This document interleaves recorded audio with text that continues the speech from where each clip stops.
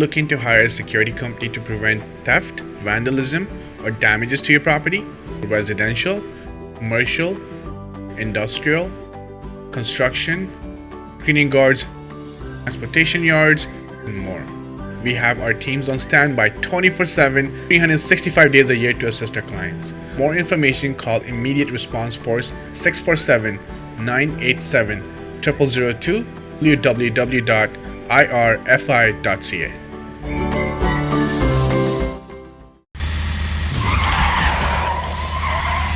अगर आपका कोई भी कार एक्सीडेंट होता है तो आपको एक बेहतरीन लॉयर की ज़रूरत होती है और हमारे साथ मौजूद हैं champion David हिमोफार्ब. Hi, I'm David Himmelfarb, managing partner of Himmelfarb Brzezinski LLP. We are personal injury lawyers in Toronto, Brampton, all over the GTA. And we speak your language. We have a wonderful community liaison, Anjum Qureshi. आपका कोई भी car accident होता है हमें call करें 416-570-0157. Are you looking for a job? One of the fastest growing industries is security guard industry. In order to work as a security guard in Ontario, you have to complete a 40-hour basic security guard course. The course consists of 32 hours of security guard training and 8 hours of in-class emergency first aid and CPR training. To find out more information at 647-987-0002 and jumpstart your security career. Immediate Response Force also helps with job placement. अस्सलाम वालेकुम व रहमतुल्लाहि व बरकातहू.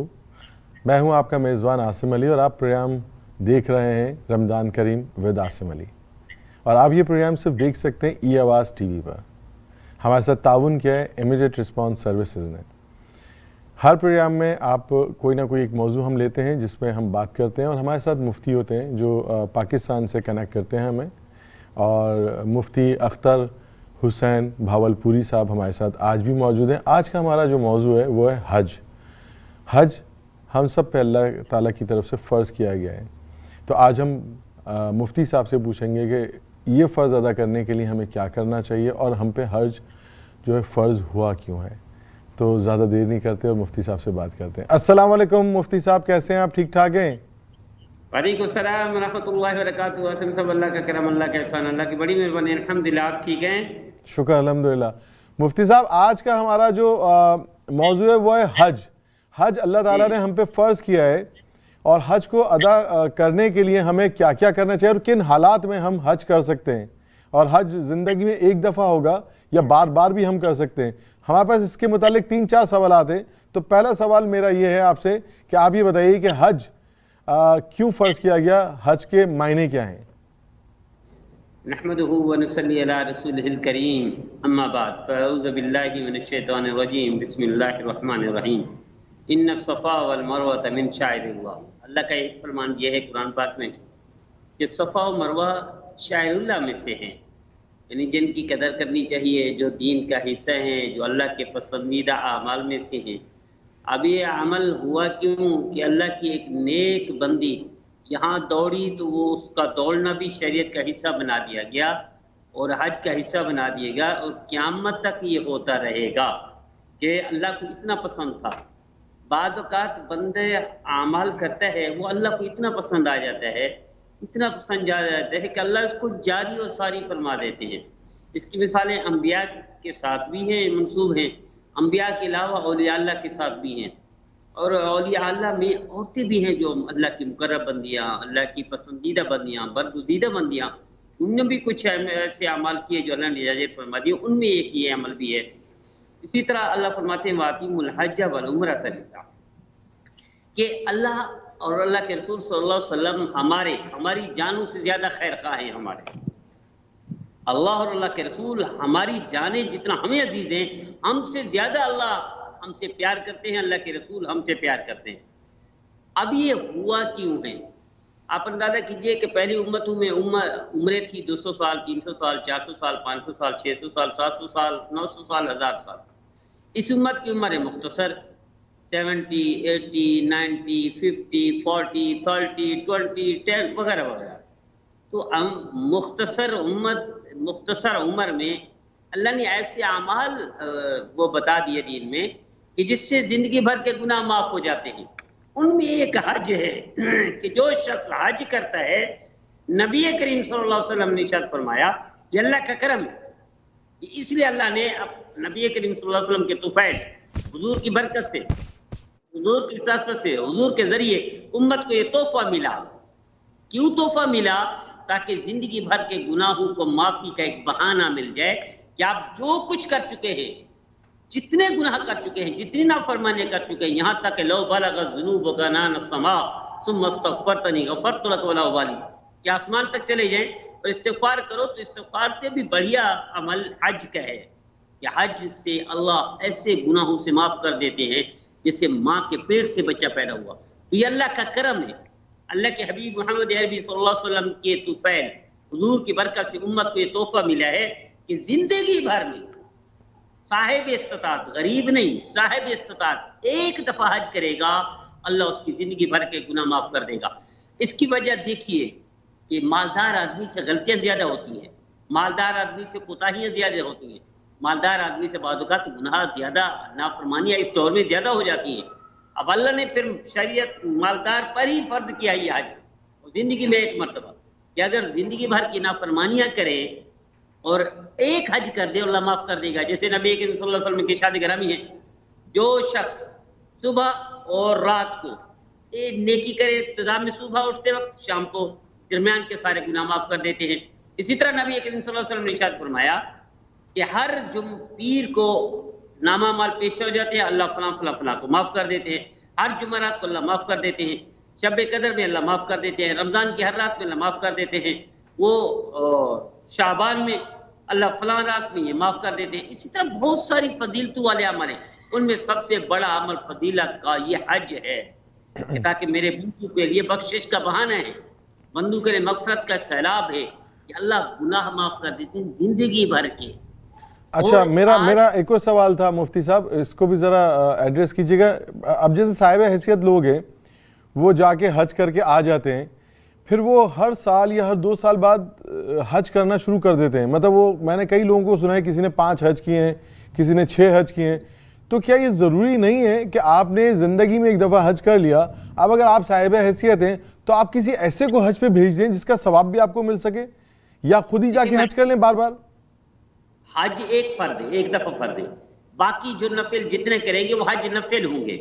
اس سے بہتر ہے وہ کسی غریب کو حج کروا دیں، اس سے بہتر ہے کسی بیوہ کے ساتھ تعاون کر دیں، کسی یتیم کی فیسیں دے دیں، کسی غریب کا چولہا جلا دیں، کسی کے چھوٹا موٹا کوئی کاروبار کروا کے دے دیں. یہ بہتر عمل ہے. حضرت عبداللہ بن مبارک رحمۃ اللہ علیہ، اسی طرح اور اکابر کے بارے میں مشہور ہے، وہ حج کے لیے جا رہے تھے، دیکھا ایک گڑیا ہے بیچاری، وہ حرام کا گوشت کاٹ رہی ہے. پوچھا کیوں؟ یعنی کہ میرے بچے بھوکے مر رہے اور میرے پاس حرام کھلانے رہے تو کچھ نہیں. وہ جتنی جمع پونجی تھی حج کے سفر کے لیے، رخت سفر جو باندھا تھا، جتنی جمع پونجی ساری دے دی. قافلہ چلا گیا، یہ واپس گھر آ گئے. جب وہ قافلہ واپس ہے تو استقبال کے لیے تاکہ پتہ چلے، ان سے پتہ کروں میں کہ بھئی کیسے حج ہو گیا وغیرہ وغیرہ، مبارکباد دینے کے لیے جیسے ہم جاتے ہیں.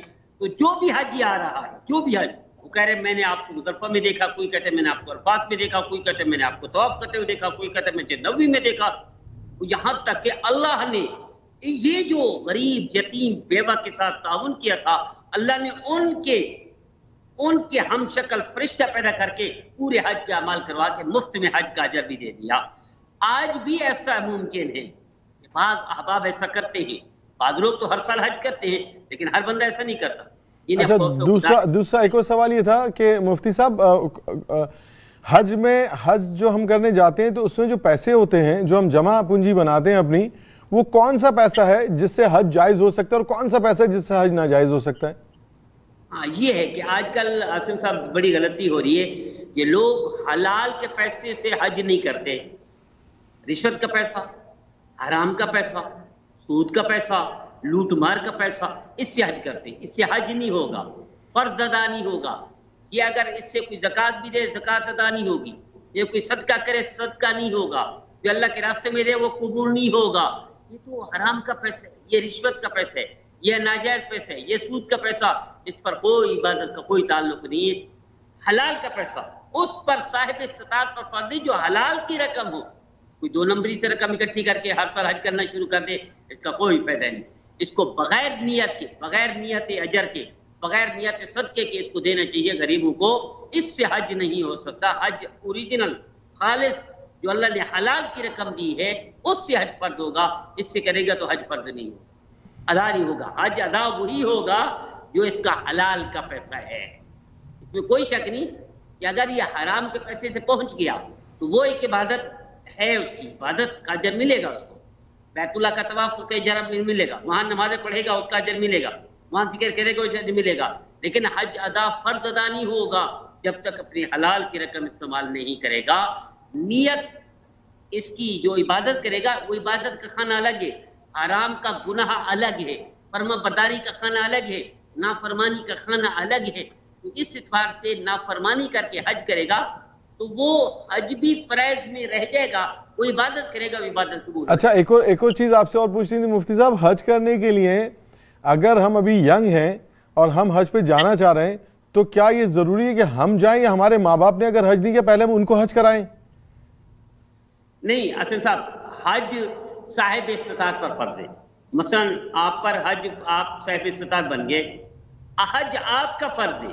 آپ پہلے اپنا حج فرض ادا کریں, اس کے بعد والد صاحب کو بھیجیں سر آنکھوں پر, والدہ محترمہ کو بھیجیں سر آنکھوں پر, دادا کو بھیجیں سر آنکھوں پر, نانا کو بھیجیں سر آنکھوں پر. اور اگر ہم سب سے پہلے ہم اگر اپنے والد اور والدہ کو رکھیں, بعد میں ہم سوچیں کہ ہم چلے جائیں تو جس پر فرض ہے اس کے لیے پہلے فرض ہے.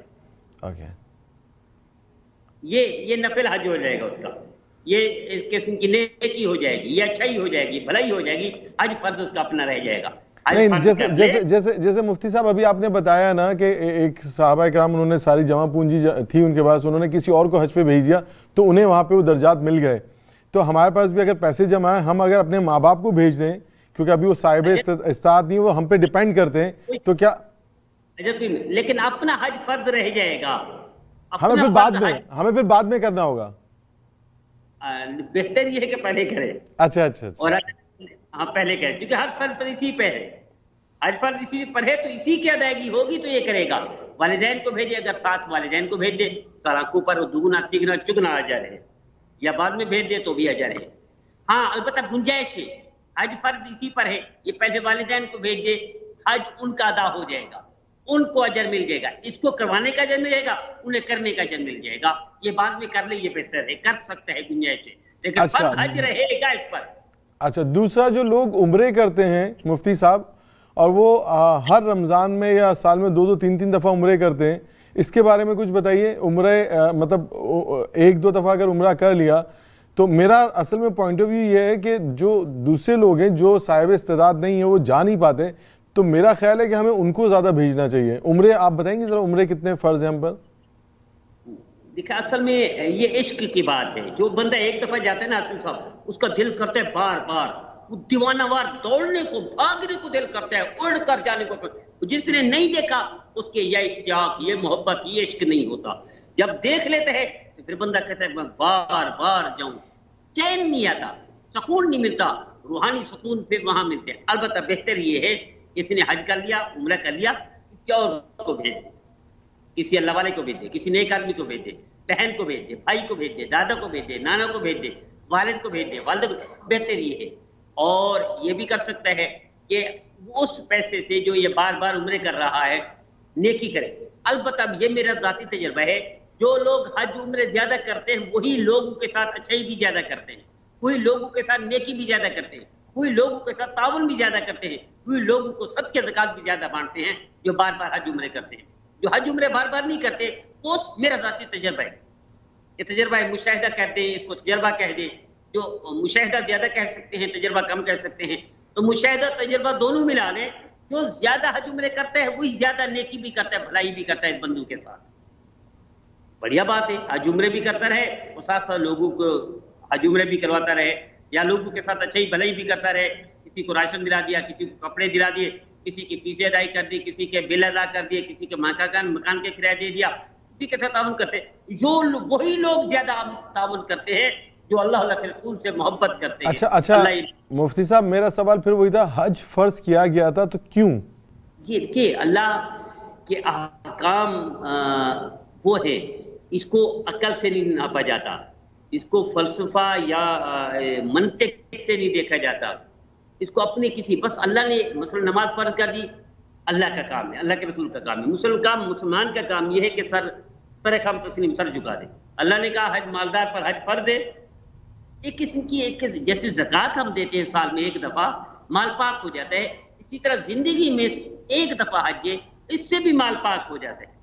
ایک تو مال کی پاکی ہے، دوسرا بندے کے گناہوں کی بخشش ہے، تیسرا اللہ یاد آ جاتے ہیں، اور اسی طرح اس کی وجہ سے پوری دنیا کے مسلمان جو اکٹھے ہوتے ہیں وہ ایک دبدبہ آتا ہے، ایک ڈسپلن آتا ہے بندوں میں، نظم و ضبط ہے مسلمانوں میں، اثار کا جذبہ وہ آتا ہے. اس کے کئی پہلو ہیں جس کی وجہ سے حج فرض کیا اللہ نے. اللہ یہ جیسے وہاں عرفات میں اکٹھے ہوتے ہیں پوری امت کو اکٹھا فرمائے، جیسے بیت اللہ میں اکٹھے ہوتے ہیں اللہ پوری امت کو اسی طرح اتحاد اتفاق عطا فرمائے، اور اسی طرح اثار و جذبہ خیر کا بھلائی کا اللہ ڈال دے. تھینک یو جی، بہت بہت شکریہ مفتی صاحب. آج ہم نے حج پہ بات کی اور آپ نے بہت مفید معلومات ہمیں دیں کہ کن پیسوں سے حج ہو سکتا ہے اور کن پیسوں سے نہیں ہو سکتا.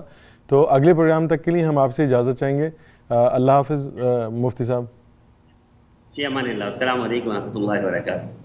تو یہ تھے مفتی اختر حسین بھاولپوری صاحب، اور آپ نے ابھی سنا حج کے بارے میں جو کچھ انہوں نے کہا. تو میں ہوں آپ کا میزبان عاصم علی، اور آپ پروگرام دیکھ رہے ہیں رمضان کریم ود عاصم علی، جو کہ صرف اور صرف ای آواز ٹیلی ویژن پہ آپ کو نظر آئے گا.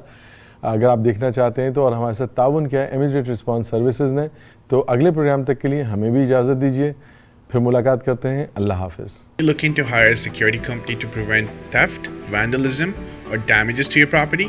Residential, commercial, industrial, construction, cleaning guards, transportation yards, and more.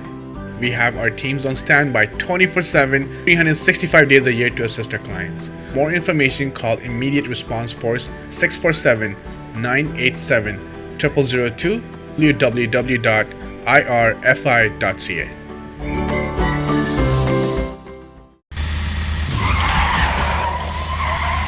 اگر آپ کا کوئی بھی کار ایکسیڈنٹ ہوتا ہے تو آپ کو ایک بہترین لائر کی ضرورت ہوتی ہے، اور ہمارے ساتھ موجود ہیں چیمپئن ڈیوڈ ہموفارب. Hi, I'm David Himmelfarb, managing partner of Himmelfarb Brzezinski LLP. We are personal injury lawyers in Toronto, Brampton, all over the GTA. And we speak your language. We have a wonderful community liaison, Anjum Qureshi. آپ کا کوئی بھی car accident ہوتا ہے ہمیں کال کریں 416-570-0157. Are you looking for a job? One of the fastest growing industries, security guard industry. In order to work as a security guard in Ontario, you have to complete a 40-hour basic security guard course. The course consists of 32 hours of security guard training and 8 hours of in-class emergency first aid and CPR training. To find out more information at 647-987-0002 and jumpstart your security career. Immediate Response Force also helps with job placement.